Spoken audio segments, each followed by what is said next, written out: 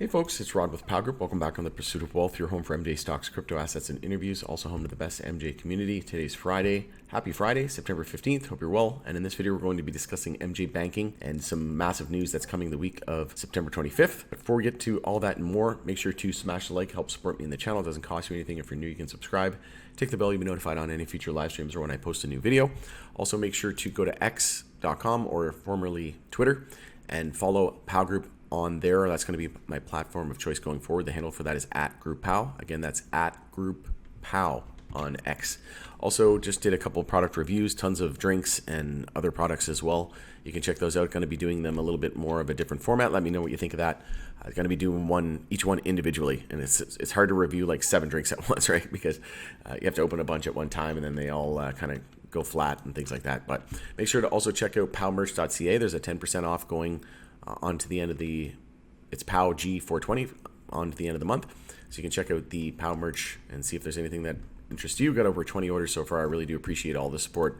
Honestly, it really does mean a lot over the years. So seeing a great response from that, and can't wait to see all your pictures. And I'm going to be doing something special with it at the end. I'll do a collage or something like that. So looking forward to that. But Republicans soften on federal MJ reform in a shift that could make it a reality, says NBC News.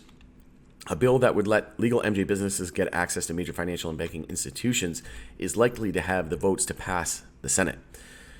And I went through and I just highlighted the key points, and we'll try to move through most of the fluff here so we can get through it as quickly as possible. MJ reform is moving one step closer to reality at the federal level, with a committee hearing on a bipartisan bill to expand banking services for legal MJ businesses expected at the end of the month, according to multiple people directly involved in the process.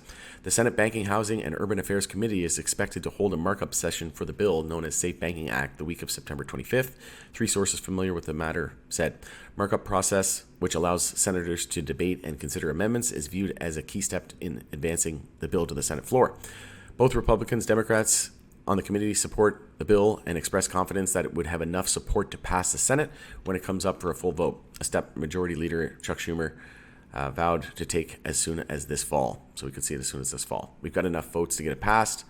Safe Banking Act would make it lawful for MJ businesses to use major financial banking institutions. Under current law, banks and creditors could face federal prosecution if they provide services to legal businesses selling the drug, leaving business owners unable to use banks as the drug remains against federal law. Also, there's a ATM fee, right? When you use an ATM, you get charged a fee, and then the ATM charges you and your bank charges you. So when you go to an MJ store in the US, like when I went there to Colorado or Nevada, I had to use it as an ATM transaction, and it charged me twice. So that's brutal.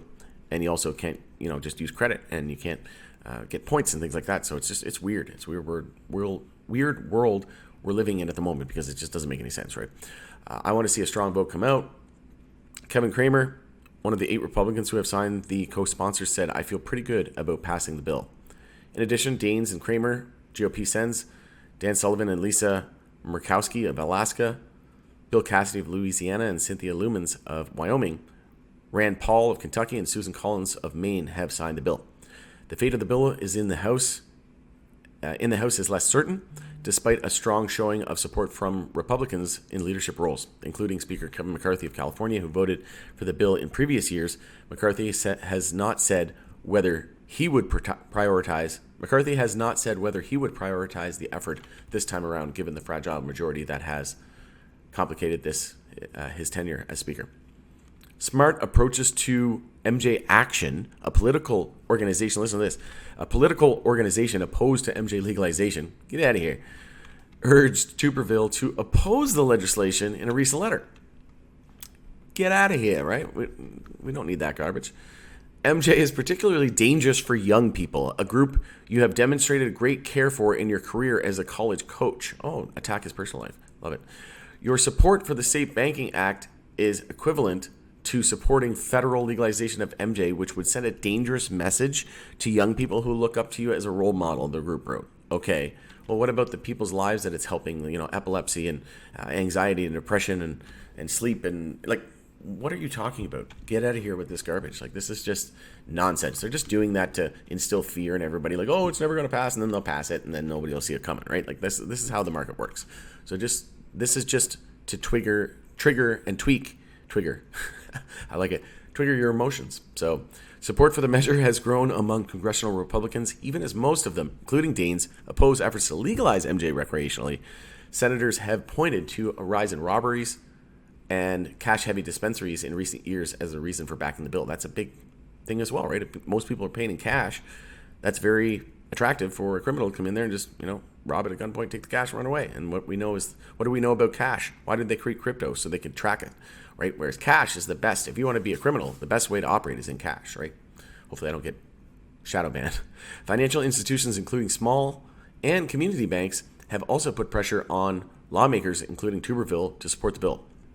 40 states and Washington, D.C. have legalized some form of use of the drug, but because of the disjointed federal approach, legal business owners are left to contend with a patchwork of ever-changing laws around the country, right?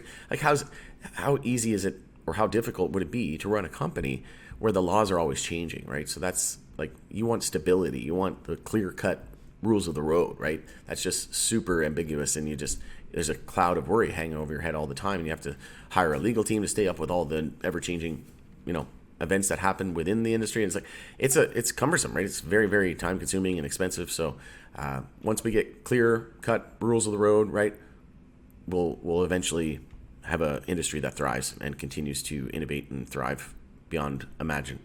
An updated version of Safe Banking Act was introduced by an unlikely duo this year, Progressive Senator Jeff Merkley and Daines, the chairman of Senate Republicans' campaign arm, both of whom represent states where MJ is legal medically and recreationally.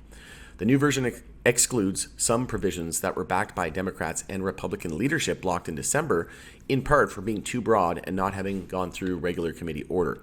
Lawmakers involved, so basically, we want to look like the ones passing it. Lawmakers involved in crafting the legislation worked through the congressional recess last month to resolve any concerns that could prevent the bill from getting across the finish line. And eventually it will, right? It's just, it's been in the talks for the last few years, and eventually one of these times and days it's just going to happen, right? So we have to prepare for that inevitability, because it's just a when, not if. We've made great progress, said Jack Reed, who pushed to narrow the regulatory scope of the bill. It's not over till it's over. Other Democrats, meanwhile, hope to add additional criminal justice components to the bill. Once it lands in the Senate floor, that effort is likely to be unsuccessful in closely divided Congress, but it is crucial to MJ reform advocates. Also, Cory Booker in New Jersey and other Democrats have stressed that importance of including equity provisions for minority and women-run businesses, as well as criminal justice reform components.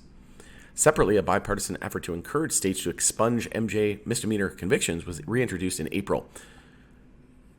Ahead of his re-election campaign, President Joe Biden also announced his intention to pardon federal convictions of simple MJ possession offenses at the end of last year, which is great for the industry. Now we're having potential rescheduling, so his administration is also in the process of potentially rescheduling MJ from Schedule 1 to Schedule 3 under the Controlled Substances Act, a move that would pave the way for additional MJ reform in the federal level, and which is also the biggest catalyst that we've had to date, right? One could argue that this is bigger than Canada legalizing at the recreational level, right? Because this is the U.S., the biggest economy in the world. I'm excited. I'm here for it. I'm going to be making videos till the day I die.